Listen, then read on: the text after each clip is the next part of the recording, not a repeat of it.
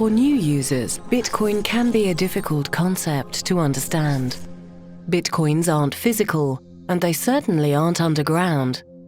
However, there are some interesting similarities between Bitcoin and a precious metal that is found underground. Gold. Gold has been money and a store of value for thousands of years. Today, gold is mined all over the world. The amount of gold that can be extracted from the ground decreases over the life of a mine, until eventually the mine is exhausted of all of its gold. Bitcoins are also mined in a similar fashion. The Bitcoin algorithm is programmed so that the reward for mining new Bitcoins is halved every 4 years until the year 2140, when all Bitcoins will have been deemed to have been mined. Perhaps the mysterious creator behind Bitcoin was trying to mimic the attributes of gold, almost as if to create a digital gold coin which could be divided and then sent instantly around the world. I try to explain it in some really simple way, like miners, Bitcoin miners, they receive the reward just because they maintain the security of Bitcoin. Mathematically, it means that you need to solve quite difficult problems. It's a just guessing process. You have to make millions and millions of guesses.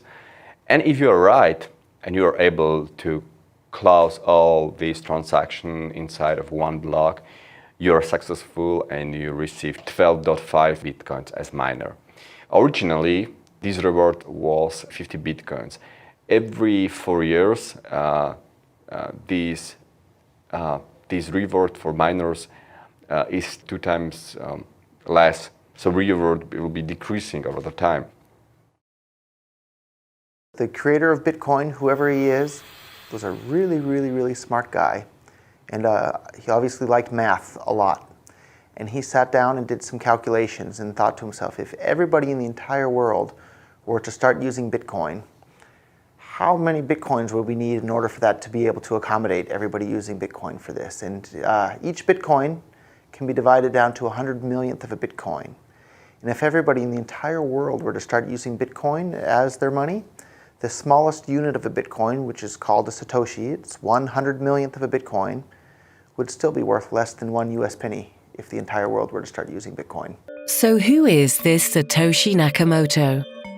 2 years after publishing the white paper for the peer-to-peer electronic cash system, this mysterious figure vanished, never to be heard from again.